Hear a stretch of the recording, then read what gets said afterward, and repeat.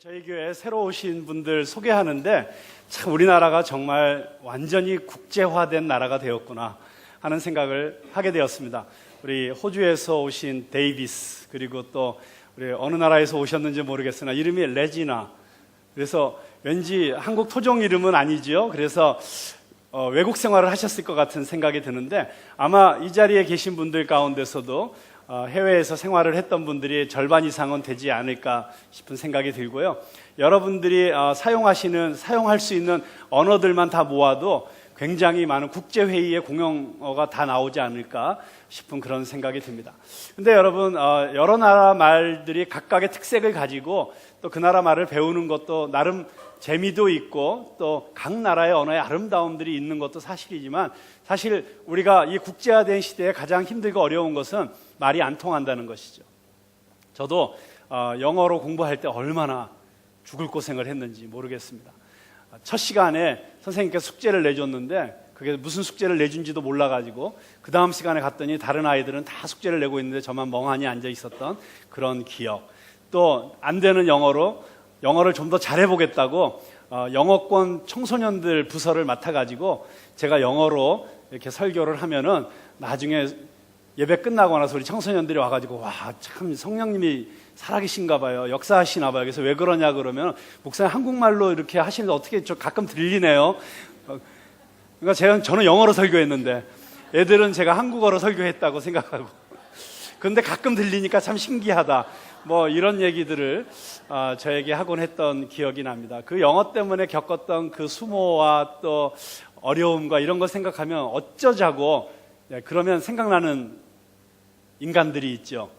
바로 바벨탑을 쌓은 인간들. 하필이면 왜 그 쓸데없이 성을 쌓고 탑을 쌓아가지고 하나님께서 화가 나셔가지고 언어를 혼잡하게 만드셔서 우리가 요즘 외국어 배우느라고 이 고생을 하게 만드셨나, 뭐 이런 생각을 하면 참 그 바벨탑의 사람들이 원망스럽게 느껴질 때가 있습니다.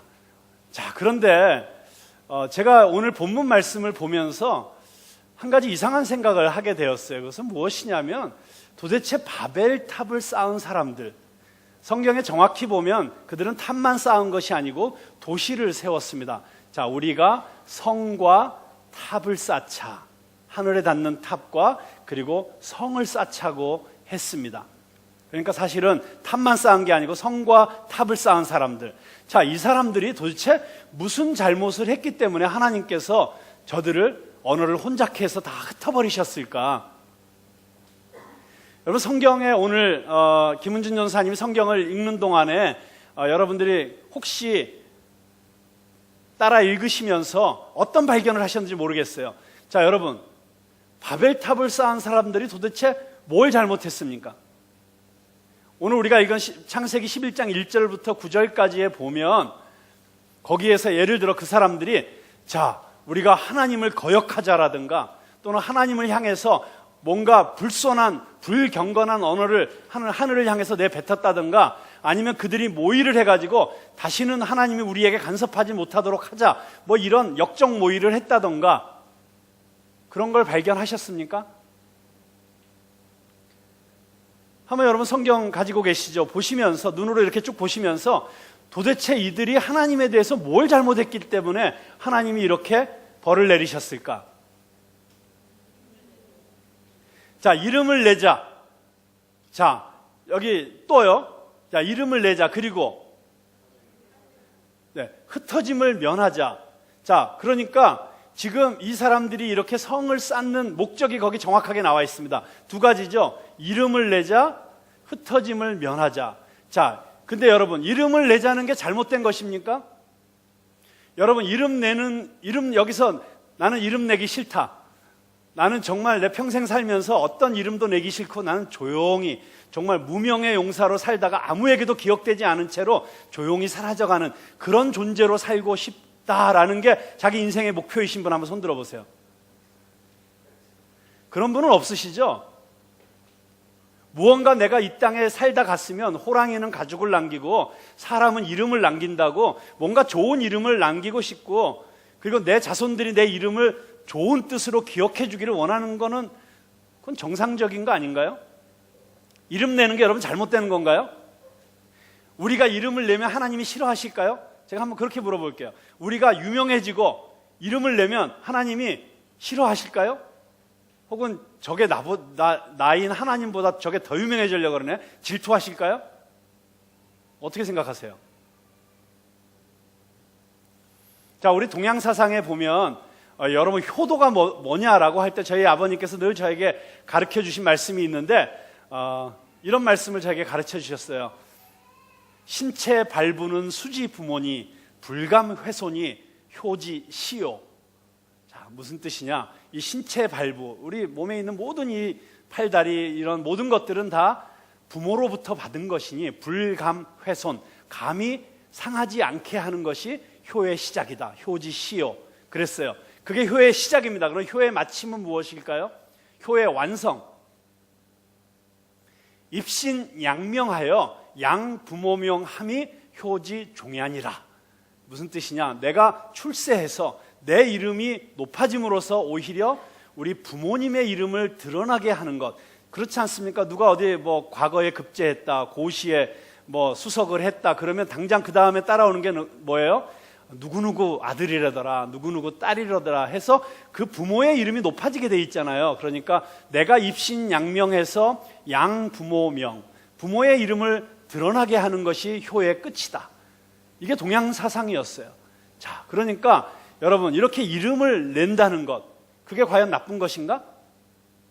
그 다음에 두 번째 저들이 원했던 게 뭐죠? 흩어짐을 면하자. 무슨 뜻입니까? 우리가 모여 살고 싶다는 거잖아요. 같이 살 수 있는 공동체, 커뮤니티. 자, 커뮤니티가 우리에게 제공해 주는 게 무엇입니까? 여러분, 왜 우리가 어떤 공동체에 소속되기를 원하죠? 왜 우리 인간에게 공동체가 필요합니까? 첫째로 공동체는 우리에게 소속감을 주죠. sense of belonging. 우리가 소속되어 있다는, 어딘가에 소속되어 있다는 이 감정, 이게 우리에게 안정감을 주지 않습니까? 그리고 두 번째로 공동체가 우리에게 주는 것은 아이덴티티죠. 내가 어떤 그룹에 속해 있다는 것을 통해서 그게 곧 나의 아이덴티티가, 자기 어떤 자의식이 되는 것이죠. 그리고 세 번째로 뭡니까? security. 내가 어디에 속해 있어야 이 험한 세상에서 어떤 위협으로부터, 우리가 공격으로부터 보호받을, 공동체 안에서 보호받을 수도 있고, 그래서 그 안에서 내가 안정감을 누릴 수 있는 것이죠. 내가 가정에 속해 있다는 것, 또는 내가 어떤 회사에 속해 있다는 것, 그것이 단순히 나에게 밥벌이의 어떤 수단이 되는 것뿐만이 아니라 그게 나에게 주는 것은 사실 그 훨씬 더 높은 무형의 가치들을 우리에게 주는 것입니다. 자, 이런 공동체가 필요하지 않으신 분 계세요? 나는 이 세상의 외로운 늑대로 홀로 무새처럼 돌진하리라. 뭐 이러면서 혼자 살고 싶다. 나는 아무도 필요 없다. 나는 고독하게 산속에 들어가서 평생 아무도 보지 않고 이게 내 인생의 목표다. 혹시 이제 이 자리에는 그런 분들 안 계시죠? 여러분 공동체가 필요하시죠? 여러분 소속감이 필요하시죠? 네? 여러분 안정감이 필요하지 않습니까? 내가 어딘가에 속함으로 인해서 오는. 자, 그렇다면 이걸 원한 게 뭐가 잘못이에요? 이 바벨을 쌓는 사람들이 성을 짓고 탑을 세워서 그런 명성, reputation, 그런 이름을 내고 싶은 것, 그리고 공동체를 만들어서 그 안에서 내가 소속감을 가지고 안정감을 가지고 보호받으면서 그렇게 내 삶을 살아가고 싶은 것, 여러분 그게 그렇게 잘못된 거예요? 도대체 왜 그러셨을까요? 왜 하나님께서 그걸 보시고 애들 이대로 내버려둬서는 안 되겠구나 라고 하시면서 흩어버리셨을까요? 여러분 그 답을 알기를 원하면 우리가 성경을 좀 더 앞뒤로 폭넓게 좀 봐야 될 필요가 있는 것 같습니다. 자, 이 질문에 대한 답을 알기 위해서 우리가 먼저 주목해 봐야 될 것이 있는데요. 첫째는 이 바벨탑의 이야기가 성경에 연대기적으로 역사적으로 순서에 따라서 이 자리에 쓰여진 게 아니라는 것입니다. 자, 무슨 얘기냐면 이게 역사적으로 순서에 따라서 쓰여졌으면 창세기 11장 이전에는 세상의 언어가 하나여야 되죠. 그렇죠? 맞습니까? 자, 그런데 창세기 10장에 가보면 뜻밖의 사실을 보게 됩니다.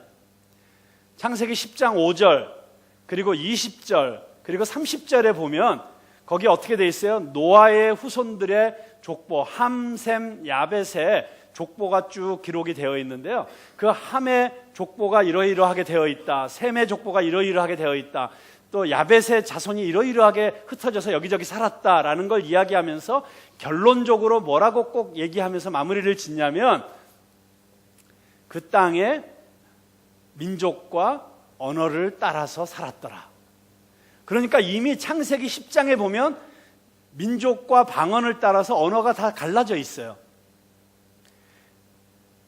원래 바벨탑 이야기는 그래서 역사적 순서로 보면 10장 이전에 기록이 되어 있어야 돼요. 그런데 11장에 기록이 되어 있어요.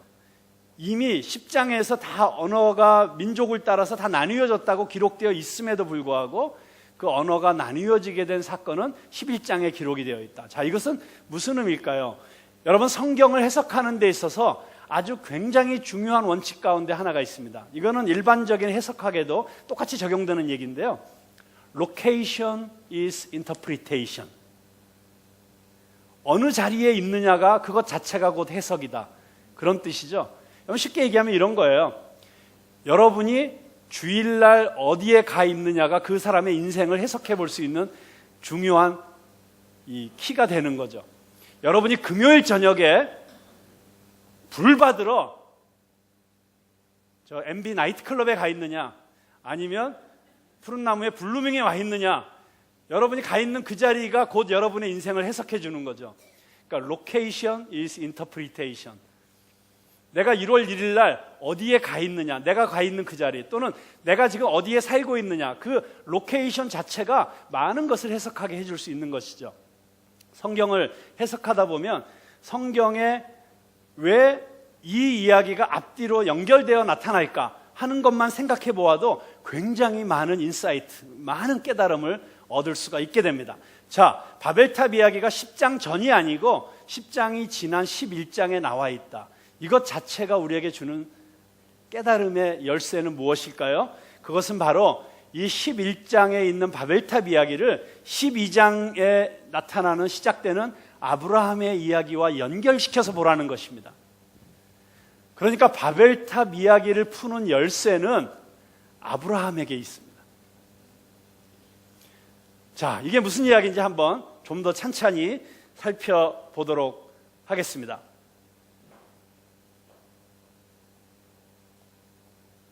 자, 12장에 보면 여러분 잘 아시는 아브라함, 이스라엘 민족의 시조이고 또 영적으로 우리 모든 그리스도인들의 믿음의 아버지라고 할 수 있는 아브라함이 하나님으로부터 선택을 받고 하나님은 아브라함을 통해서 새로운 구속의 역사를 시작하시는 이야기가 나오고 있습니다. 자, 그런데 하나님께서 아브라함을 불러내시면서 아브라함에게 주신 약속이 있어요.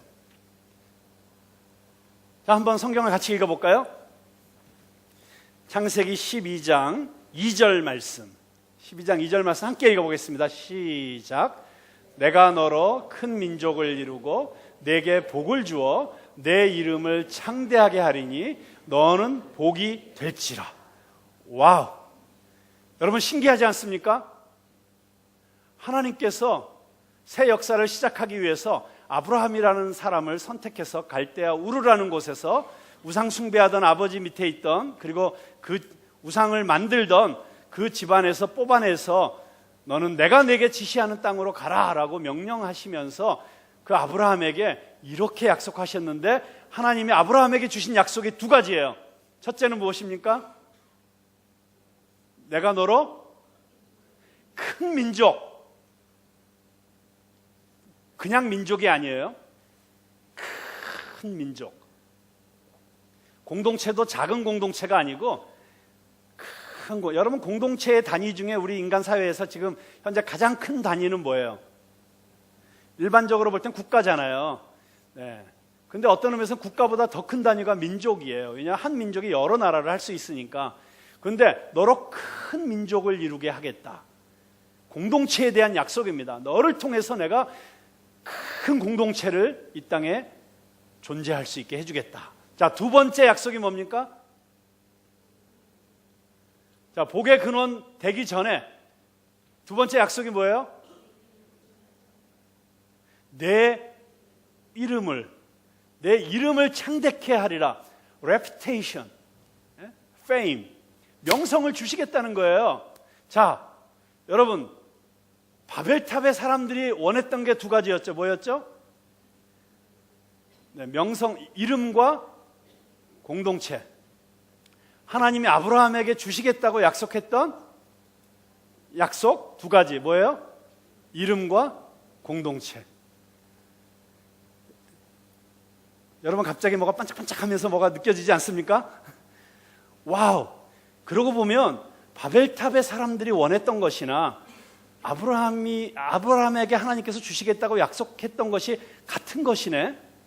그런데 왜 하나님께서는 바벨탑의 사람들은 그걸 못 갖게 만드셨고, 그래서 그걸 못 가지게 하기 위해서 흩어버리셨고, 말을 혼잡하게 해서, 그리고 오히려 아브라함에게는 내가 너에게 이걸 주겠다라고 지금 약속하고 계실까? 그럼 아브라함과 바벨탑의 사람들의 차이는 무엇일까? 자, 그 대답을 찾아가기 전에 한 가지 재미있는 사실을 살펴보도록 하겠습니다. 그것은 무엇이냐면, 어떤 사회학자가 사람들을 하나로 묶어주는, 여러분, 우리가 하나 되는 게 참 중요하잖아요. 그렇죠? 나라도 하나가 돼야 되고, 우리나라가 지금 정말 뭐 교과서 문제다 뭐다, 정말 국론이 항상 좌우로 나뉘어서 보수와 진보로 나뉘어서 이렇게 갈등하고 있는 이 모습을 참 저희가 안타깝게 바라보면서 정말 이 나라가 통일을 위해서, 그리고 정말 하나님의 뜻을 이루어드리는 그런 민족이 되기 위해서 먼저 이 나라가 하나 돼야 될 텐데, 정말 하나 되게 할 수 있는 방법은 없을까? 참 안타깝고 참 많은 기도가 필요하다는 생각이 듭니다. 자, 그런데 나라도 하나가 돼야 되고, 가정도 하나가 돼야 되고, 또는 회사도 하나가 돼야 되고, 보면 어느 회사든지 망하는 회사는 보면 다 내부에서 분열을 해서 망하는 거예요. 전쟁에서 지는 것도 무기가 약해서가 아니라 하나 되지 못하기 때문에 지는 거거든요. 그렇다면 이 하나됨이 중요한데, 이 사회학자가 무엇이 사람들을 하나 되게 만드는가? 그 하나 되게 만드는 요소를, 가장 대표적인 것을 세 가지를 얘기했어요. 첫 번째가 무엇이냐면 장소입니다. 장소, place. 사람들을 한 장소에 모아놓으면 그게 사람들을 하나가 되게 만들어준다는 거예요. 그렇잖아요. 우리가 지금 이 한 장소에 있다는 것만으로 이미 우리가 어느 정도의 하나됨을 지금 누리고 있잖아요. 하나됨. 어떤 장소 안에, 같은 장소에 있다는 것, 그게 하나됨을 준다는 것이죠. 우리 대한민국이라는 이 한반도의 남쪽 아래에 있기 때문에 우리가 한 민족이라고, 대한민국 국민이라고 하나됨을 갖게 되는 것, 그게 장소가 주는 하나됨이죠. 때로는 이 장소가 주는 하나됨은 굉장히 배타성을 갖게 되기도 해서, 예를 들어 우리나라로 말하면 영남과 호남의 지역 색깔, 이런 것들을 나타내기도 하지만, 보면 이게 장소가 주는 하나됨이 얼마나 사실은 강렬한지 몰라요. 제가 총각 시절에 배낭을 메고 혼자서 유럽을 한 50일 동안 배낭여행을 했는데, 그때 가끔, 그때 당시만 해도 정말 그 배낭여행하는 사람이 거의 없을 때였어요. 가끔 만나면 너무너무 한국 사람들이 저를 반가워해주고 밥 사주고 정말 사랑을 많이 해줬는데, 그러다가 이렇게 만나면 우리 한국 사람들 꼭 하는 게 있죠. 반상회. 네, 어디서 왔느냐, 어느 도냐, 어느 군이냐 따져가지고, 그런데 우리 옆에 완도 정도만 돼도 너무 반가워하는 거예요. 우와, 거기서 왔냐고. 그러면서 갑자기 우리가 한국에서 왔다는 것만으로도 놀라운 건데, 그 중에 특별히 그 동네에서 왔다는 것 때문에 막 너무 반가워하고, 그래서 갑자기 그냥 대충 햄버거나 사주려던 거에서 삼계탕으로 바뀌고 뭐 이런 일들이 막 일어나고. 자, 장소가 주는 하나됨이 있는 것이죠. 자, 두 번째 사람들을 하나로 묶어주는 요소가 있다는 거예요. 그게 뭐냐면 기술이에요. 테크놀로지. 그 인류의 역사로 보면 그 인류가 그 기술의 진보에 따라서 그 새로운 기술들을 공유하는 사람들과 그걸 누리지 못하는 사람들 간에 이렇게 달라지는 것이죠. 그래서 우리가 같은 기술을 쓰고 있다는 것만으로 하나가 되는, 아마 20세기의 이 인류의 역사의 진보 가운데 가장 큰 전환점 중에 하나를 이야기하라고 한다면 인터넷의 발명이 아닐까 싶습니다. 그래서 여러분 잘 아시는 대로 인터넷을 쓰는 사람과 쓰지 않는 사람으로 인류가 둘로 나뉘었죠. 그래서 인터넷을 쓰는 사람들은 자기들이 이제는 코리안도 아니고 아메리칸도 아니고 어느 나라의 국민이라고 말하냐면 네티즌이라고 얘기하잖아요. 인터넷 국민. 그래서 인터넷 세계 안에서 그 가상의 나라를 함께 살아가는, 그래서 인터넷으로 묶이는 거예요. 그러다 보니까 또 이제는 인터넷 안에서도 수많은 작은 나라들이 생겼죠. 예를 들어 페이스북이라는 것을 쓰는 사람들과 안 쓰는 사람, 인스타그램이라는 걸 쓰는 사람과 안 쓰는 사람, 이래서 어떤 기술을 같이 공유하느냐 공유하지 못하느냐가 나눌 정도로 같은 기술을 쓴다는 게 하나됨을 가져다 주죠.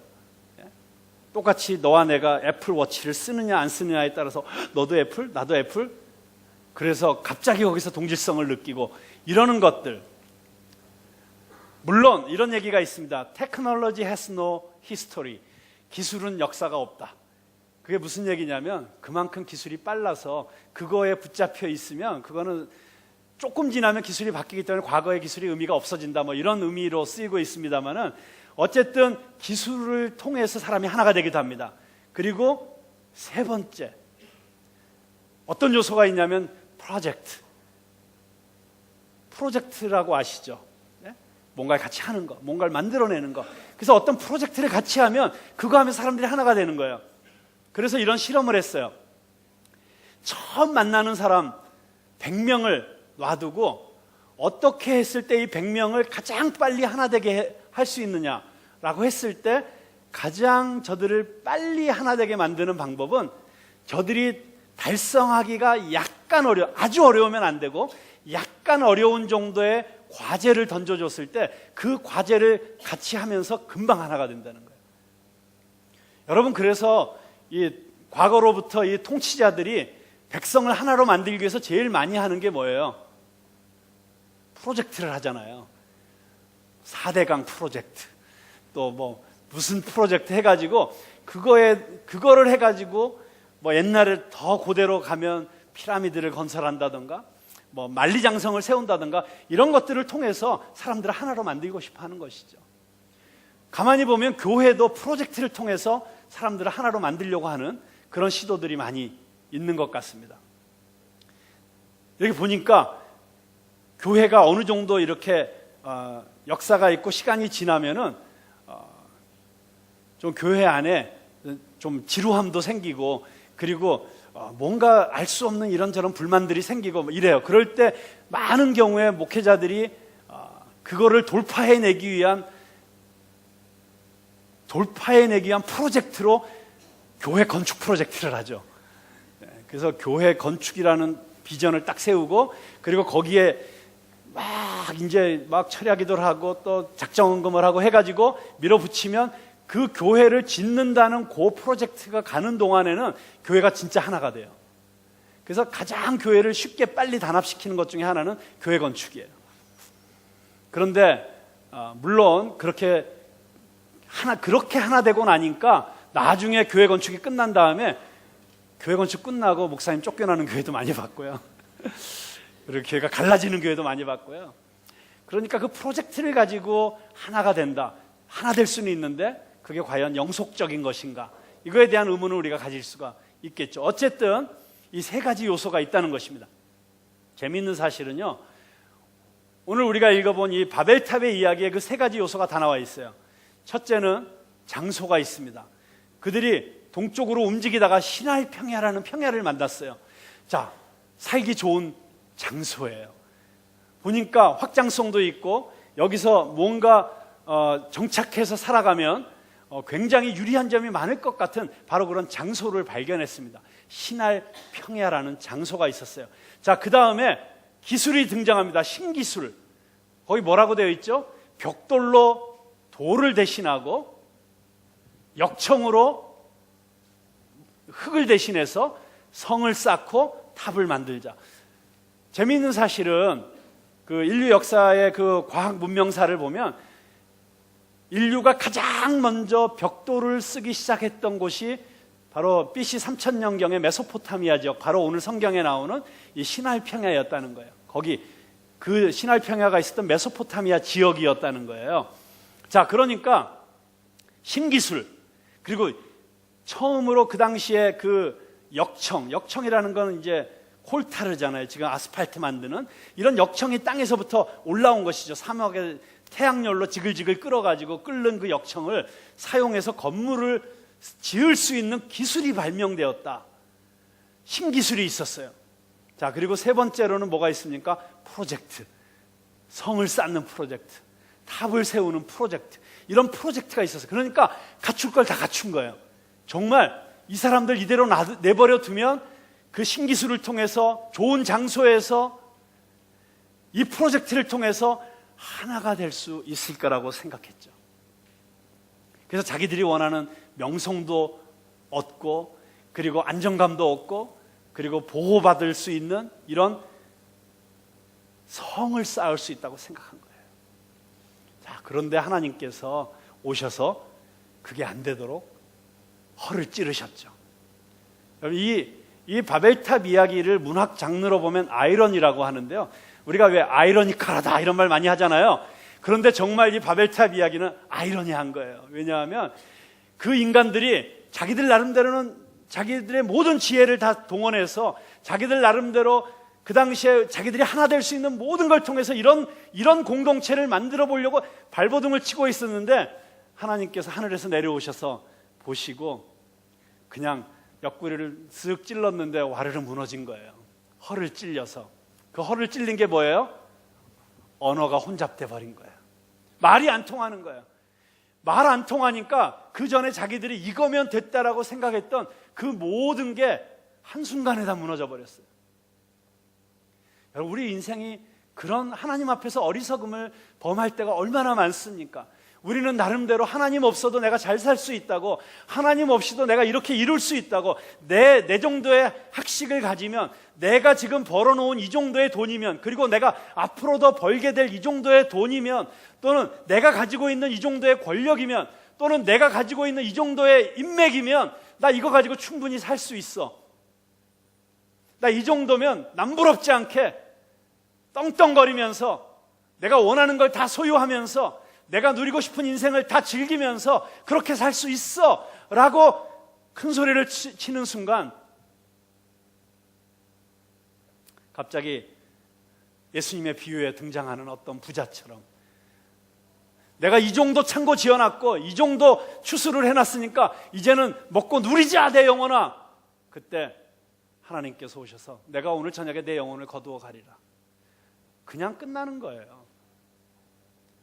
여러분, 하나님께서 인정해 주시지 않으면, 하나님께서 축복해 주시지 않으면, 하나님의 도우심이 없으면 우리 인간의 힘으로 쌓은 모든 것이 말 그대로 정말 바벨탑처럼 무너지는 것이죠.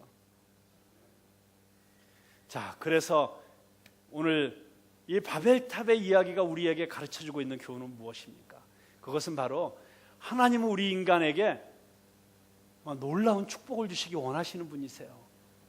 하나님은 우리의 이름을 창대케 하기를 원하시는 분이십니다. 믿으십니까? 하나님은 여러분 한 분 한 분의 이름이 하늘의 별처럼 빛나게 되기를 원하시는 분이십니다. 믿으십니까? 하나님은 여러분들에게 정말 놀라운, 여러분이 소속감을 가질 수 있고 행복할 수 있고 그 안에서 안정감을 누릴 수 있는 이런 축복을 주시기를 원하시는 분이세요. 믿으십니까? 그런데 하나님 없이 그것들을 추구하면 그게 우상숭배예요. 하나님 없이 그것을 추구하면 그게 교만이에요. 하나님 없이도 내가 혼자서 그거를 찾을 수 있다고, 하나님 없이도 내가 그걸 이룩할 수 있다고 생각하는 것이 그게 교만이고 그게 우상숭배예요. 여러분, 그 뉴욕에 팀 켈러 목사님이 쓰신 책 중에 거짓 신들의 세상이라는 책이 있어요. 그분이 우상숭배에 대한 이야기를 가장 아마 많이 하시는 목회자이신 것 같아요. 너무너무 인사이트가 있습니다. 그런데 그분이 이렇게 얘기하세요. 지금은 우상이 옛날처럼 무슨 금신상이라든가 무슨 거대한 나무라든가 돌이라든가 바위라든가 이런 것에다가 절하는 것이 우상숭배가 아니라는 거예요. 이제는 그런 우리 현대인들은 그런 미개한 우상숭배는 하지 않죠. 그러나 우리 도시인들, 현대인들이 하는 우상숭배가 크게 보면 세 가지가 있다는 거예요.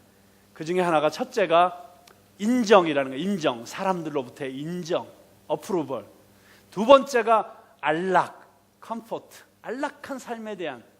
그리고 세 번째가 시큐리티, 안정감이라는 거예요. 여러분, 이 세 가지는 하나도 나쁜 게 아니죠. 우리가 다 필요로 하는 거예요. 그런데 그것을 하나님에게서 찾지 않고 사람에게서 찾을 때 그게 우상숭배가 된다는 거예요. 여러분, 그렇습니다. 우리가 하나님으로부터 안정감을 얻지 않으면 하나님의 인정을 받고 그 인정 가운데서 내가 안정감을 갖지 않으면 우리는 사람에게서 그 인정을 찾게 돼요. 그래서 사람에게 그 인정을 얻어내기 위해서 별의별 짓을 다 하게 되죠. 사람을 조종하게도 되고, 그리고 허풍을 떨게 되기도 하고, 내가 안락한 삶이라고 하는 그 삶을 누리기 위해서 우리는 수많은 노력들을 하죠. 그것이 우리의 우상이 될 수 있다는 것입니다. 하나님의 자리를 대신하는 우상이 될 수 있다는 것입니다. 여러분, 바벨탑의 사람들의 문제는 뭐였는가? 저들이 추구하고 있던 것은 하나님이 우리에게 주시기 원하시는 것들이었어요. 명성과 그리고 큰 공동체를 이루는 것. 그런데 그것을 하나님 없이 했다는 것입니다. 하나님 없이 추구했다는 것입니다. 하나님과 상관없이 했다는 것입니다. 그게 저들의 심각한 문제였어요. 그래서 여러분 아세요? 혹시라도 저들이 만약에 그걸 정말 이루어냈다, 큰 성을 쌓고 큰 탑을 세웠다, 만약에 성공하기도 어렵지만 성공해도 문제예요. 여러분, 하나님 없이 쌓는 것은 성공하면 할수록 더 큰 문제입니다. 오히려 그것 때문에 우리를 하나님으로부터 더 멀어지게 만들 수 있습니다. 그런데 하나님께서는 그 바벨탑의 사람들을 흩어버리시고 그 다음에 아브라함이라는 사람을 선택하셨어요. 근데 아브라함의 모습을 보십시오. 이 사람은 본토 친척 아비 집을 떠났습니다. 본토라는 게 플레이스죠, 장소. 그리고 친척, 자기의 휴먼 네트워크이죠, 인간관계의 망. 그리고 아비집은 뭐예요? 자기가 아버지로부터 큰아들이었기 때문에 물려받을 수 있는 그 모든 재산과 그리고 그 집안의 명성과 전통과 이 모든 것들을 다 내려놓은 거예요. 사실은 본토 친척 아비집, 이거가 있으면 우리는 살아갈 수 있어요. 이거에 의존해서 다 살아갑니다. 그런데 그거를 내려놨어요. 왜요? 하나님께서 내가 내게 지시할 땅으로 가라고 말씀하셨기 때문에. 아브라함은 둘 중에 하나를 택하라고 했을 때 아무것도 보장되어 있지 않지만 하나님의 말씀을 듣고 그 말씀을 따를 것인가, 아니면 나에게 지금 모든 것을 보장해주고 있는 본토 친척 아비집에 남을 것인가. 여러분 같으면 정말 아무것도 보이지 않는데, 아무것도 보장되어 있지 않은데 하나님 말씀하셨기 때문에 나의 모든 것을 보장해주는 이 본토 친척 아비집을 포기하고 어딘지도 모르는 그곳을 향해서 걸어가실 수 있으시겠어요? 여러분, 그렇기 때문에 아브라함이 우리의 믿음의 조상이 된 것입니다. 아브라함이 그렇게 믿음의 순종의 발걸음을 떼어놨기 때문에, 그래서 하나님께서는 그렇게 인간적으로 내가 누릴 수 있었던 그 모든 것을 다 포기하고 하나님만 있으면 족합니다. 하나님 한 분이면 만족합니다. 여러분, 우리가 고백하는 것처럼 예수님 한 분이면 충분합니다. 복음 하나면 충분합니다. 이런 믿음으로 우리가 순종의 발걸음을 내어 놓을 때, 그때 하나님께서는 바로 그런 사람들을 통하여 새로운 민족을 일으키시고 그런 사람들의 이름을 높이시고 그들에게 위대한 사명을 맡기시는 것입니다. 그 사명은 무엇이냐면 복의 근원이 되는 것이었습니다. 너희들을 통하여 온 세상 민족과 열방이 복을 받게 될 것이다. 여러분, 그렇습니다. 우리가 정말 이렇게 아브라함처럼 하나님만 믿고 따르는 사람들, 세상의 어떤 것도, 세상의 어떤 기득권에도 집착하거나 연연해하지 않고 오직 하나님의 말씀에만 순종하며 나아가는 그런 사람들이 될 때, 하나님께서는 그런 저와 여러분을 통해서 이 시대에 새로운 공동체를 만드시고 바로 저는 우리 푸른나무 교회가 그런 믿음의 공동체가 되기를 원하는 것입니다. 여러분, 말씀을 마치면서 제가 한 가지 더 중요한 말씀을 드리려고 합니다. 여러분, 이 인간의 언어가 혼잡되어진 이 상징적인 사건이 언제 회복이 되었습니까? 바로 사도행전 2장에 성령이, 오순절에 성령이 임했을 때, 그때 처음 나타난 사건이 사람들이 언어가 소통되는 것이었습니다. 여러 지역에서 온 다른 언어를 쓰는 사람들이, 제자들이 설교할 때 그 이야기를 자기들의 언어로 알아듣는 소통의 역사가 생겨난 것입니다. 여러분, 바벨탑은 인간들이 하나님과 상관없이 자기들의 힘으로 이런 공동체를 이루어 보려고 했던 상징적인 사건이었다면, 이제는 오순절 성령의 역사를 통해서 진정한 아브라함의 후손, 영적인 후손, 정말 하나님만을 바라보며 하나님의 말씀만 순종하며 하나님에게만 모든 소망을 두며 그렇게 살기로 작정한 사람들, 그래서 하나님이 진정으로 만들어주시기 원하셨던, 처음 인간을 창조하실 때 주시기 원하셨던 그 축복, 이 온 세상 만물을 다스리고 정복하는 축복, 그리고 정말 이 에덴 동산과 같은 곳을 만들어내는 그런 놀라운 축복을 다시 회복할 공동체, 바로 성령의 공동체, 교회인 것입니다. 우리 교회는 그래서 성령 안에서 하나 되어야 합니다. 오직 성령 안에서 하나 될 때 거기에 진정한 하나됨이 있습니다. 그럼 어떻게 우리가 하나 될 수 있습니까? 각각 출신 성분이 다르고 배경이 다르고 교육 정도가 다르고 이 경제적인 상황이 다르고 이렇게 사회적으로 다양한 사람들이 모여 있는데 어떻게 우리가 하나 될 수 있습니까? 하나밖에 없습니다. 성령이 우리에게 임하시면, 우리가 성령 안에 거하게 될 때, 성령께서 강하게 우리 가운데 임하실 때, 우리가 예배드릴 때마다 그래서 성령님을 초청해야 되는 것입니다. 그리고 우리가 각 한 사람 한 사람이 성령에 충만한 사람이 될 때 우리 교회는 진정한 하나됨을 이룰 수 있을 줄로 믿습니다. 여러분, 성령 안에서 하나 되기를 원하십니까? 여러분, 여러분에게 진정한 아이덴티티와 여러분에게 진정한 소속감과 여러분에게 진정한 안정감을 줄 수 있는 곳은 오직 성령 안에 있을 때입니다. 하나님 안에 있을 때입니다. 여러분, 그 하나님 안에서의 그 은혜를, 축복을 누리실 수 있게 되기를 주님의 이름으로 축원합니다. 기도하겠습니다.